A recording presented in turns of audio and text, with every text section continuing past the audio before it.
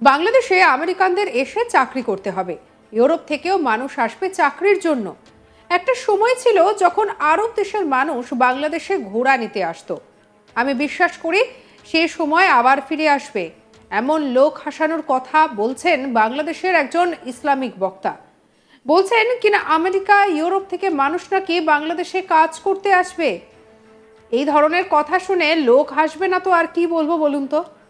বর্তমানে বাংলাদেশের যা পরিস্থিতি, সেখানে দেশে কোনো স্থায়ী সরকারই তো নেই, দেশে কোনো শান্তি শৃঙ্খলা কোনো কিছুই নেই। দিনে দিনে শুধু পরিস্থিতি আরও খারাপ হচ্ছে, আর দিকে দিকে শুধুই সন্ত্রাসী কার্যকলাপ। সেখানে কিনা এই বাংলাদেশি ব্যক্তি বলছেন সুদূর আমেরিকা ইউরোপ থেকে বাংলাদেশে মানুষ কাজ করতে আসবে। শুনুন এই জোকারের কথা। এই দেশে আমেরিকানরা এসে চাকরি করতে হবে ইনশাআল্লাহ, ইউরোপ থেকে আসবে চাকরি করার জন্য। বরং আরব দেশ থেকে আমার শিশুকালে দেখতাম আরবের মানুষেরা এই দেশে ঘোড়া নিয়ে ছুটতো, আমরা হাদিয়ে তোহফা দিয়ে তাদেরকে মালামাল করতাম, ভরপুর করে দিতাম। তারা বাংলাদেশ থেকে গিয়ে 1 বছর সুখে খেতে পারত। আবার সেই সময় আসবে ইনশাআল্লাহ। বাংলাদেশের পরিস্থিতি দিনের পর দিন খারাপের দিকে গড়াচ্ছে। ইউনূস সরকার কিছুতেই কিছু করে উঠতে পারছে না। গত বছর 5ই অগস্ট শেখ হাসিনা দেশ থেকে পালিয়ে যাওয়ার পর দেশের পরিস্থিতি এখনো পর্যন্ত ঠিক হয়নি, বরং দেশের সন্ত্রাসী কার্যকলাপ বেড়ে গিয়েছে, মাথাচাড়া দিয়েছে জঙ্গিদের বাড়বাড়ন্ত। ছাত্র নেতাদের সমর্থনে অন্তর্বর্তীকালীন সরকার গঠন করে মোহাম্মদ ইউনূস। হাসিনাকে দেশ থেকে বিতাড়িত করার পর থেকে দেশবাসীরা ভেবেছিলেন যে এবার হয়তো সোনার বাংলাদেশ ইউনূস তাদের উপহার দেবেন, বাংলাদেশের আমূল পরিবর্তন হবে। কিন্তু কোথায় কি, কিছুই তো হয়নি, বরং দেশের আহাজানি বেড়ে গিয়েছে। কোথাও কোনো চাকরি নেই, খাবারের জন্য একবার ভারত, কখনো আবার অন্য দেশের কাছে হাত পাততে হচ্ছে। এই রকম অবস্থার একটি ভিডিও সামনে এসেছে। বাংলাদেশের জনপ্রিয় ইসলামিক বক্তা মুফতি কাজী ইব্রাহিম একটি ভবিষ্যৎবাণী করেছেন। সেই ভবিষ্যৎবাণী শুনলে পরে একেবারে চমকে যাবেন। তিনি বলছেন যে একদিন বাংলাদেশে উন্নয়নের এমন ধারা তৈরি হবে যে আমেরিকা এবং ইউরোপের নাগরিকরা এখানে নাকি চাকরি করতে আসবে।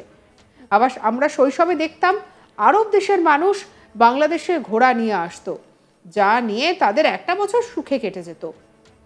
আমি বিশ্বাস করি সে সময় আবার ফিরে আসবে। কি বলছেন শুনুন।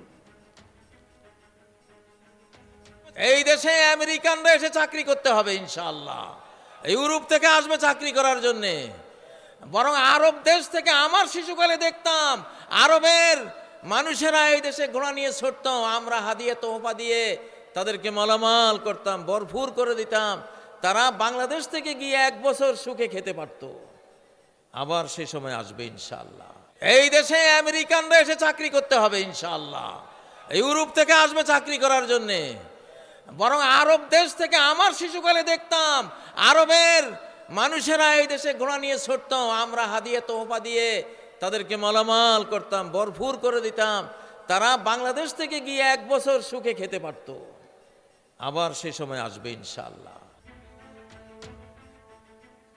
বাংলাদেশের অন্তর্বর্তীকালীন সরকারের তথ্য উপদেষ্টা মাহফুজ আলম দাবি করেছেন যে ক্ষমতাচ্যুত প্রধানমন্ত্রী শেখ হাসিনার আওয়ামী লীগ দলের 1 লক্ষেরও বেশি সদস্য ভারতে পালিয়ে এসেছেন। তিনি বলেন এখনো হাসিনা ভারতে বসে ষড়যন্ত্র করার চেষ্টা করছেন। ভারত দুর্ভাগ্যবশত হাসিনা এবং তার সন্ত্রাসী বাহিনীদের আশ্রয় দিচ্ছে। আমরা শুনতে পেয়েছি প্রায় লক্ষের কাছাকাছি আওয়ামী লীগের সন্ত্রাসীরা ভারতে আশ্রয় নিয়েছে। বাংলাদেশে ইউনূসের পরিস্থিতি বর্তমানে কোন জায়গায় সেটা না দেখলে সত্যি যেন বিশ্বাস করার মতো নয়। প্রধানমন্ত্রী মোদির মতো বিভিন্ন বিদেশ সফরে যাচ্ছেন ইউনূস। এ যেমন সম্প্রতি ব্যাংককে গিয়েছেন মোদি, আর তাকে আনুষ্ঠানিক স্বাগত জানাতে হাজির ছিলেন সে দেশের প্রধানমন্ত্রীও। এরপরে নরেন্দ্র মোদীকে গার্ড অফ অনার দিয়ে সম্মান জানানো হয়, তারপরে বিভিন্ন জিনিস ঘুরিয়ে দেখানো হয়, তারপরে বিভিন্ন মৌ স্বাক্ষর হয়। সেই ভিডিওটাও রইল।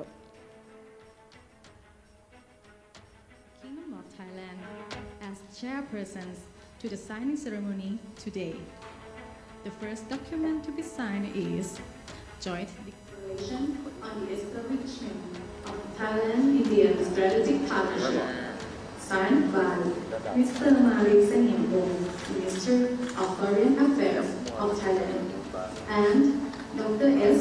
Jaishankar, Minister of External Affairs of India. Please proceed to the table.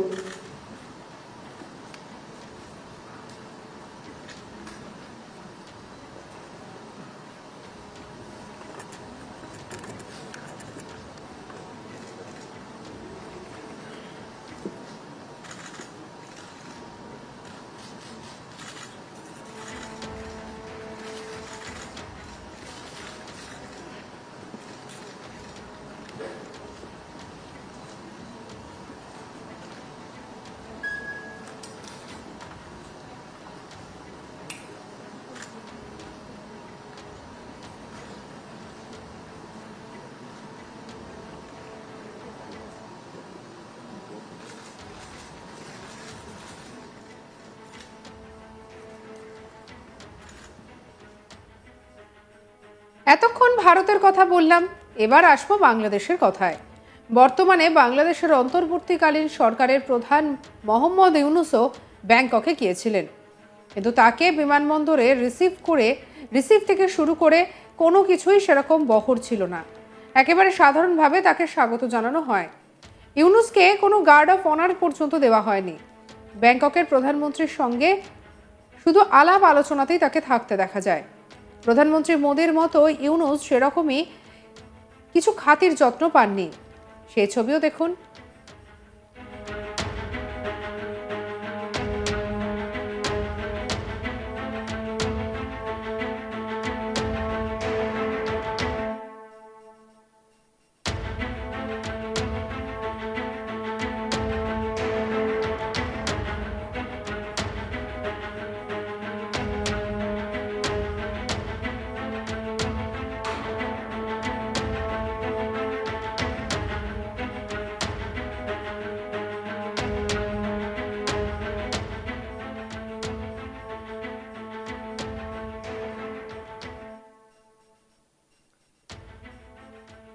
বাংলাদেশে আমেরিকানদের এসে চাকরি করতে হবে, ইউরোপ থেকেও মানুষ আসবে চাকরির জন্য। একটা সময় ছিল যখন আরব দেশের মানুষ বাংলাদেশে ঘোড়া নিয়ে আসতো। আমি বিশ্বাস করি সে সময় আবার ফিরে আসবে। এমন লোক হাসানোর কথা বাংলাদেশেরই একজন ইসলামিক বক্তা বলছেন, শুনুন। এই দেশে আমেরিকানরা এসে চাকরি করতে হবে ইনশাআল্লাহ। ইউরোপ থেকে আসবে চাকরি করার জন্যে। বরং আরব দেশ থেকে আমার শিশুকালে দেখতাম আরবের মানুষেরা এই দেশে ঘোড়া নিয়ে ছুটত, আমরা হাদিয়ে তোহফা দিয়ে তাদেরকে মালামাল করতাম, ভরপুর করে দিতাম। তারা বাংলাদেশ থেকে গিয়ে 1 বছর সুখে খেতে পারত। সঙ্গে রাখুন আজ তাক বাংলার ইউটিউব চ্যানেলকে। অন্যান্য খবরের জন্য লাইক করুন, শেয়ার করুন, সাবস্ক্রাইব করুন, হোয়াটসঅ্যাপে ফলো করতে ভুলবেন না।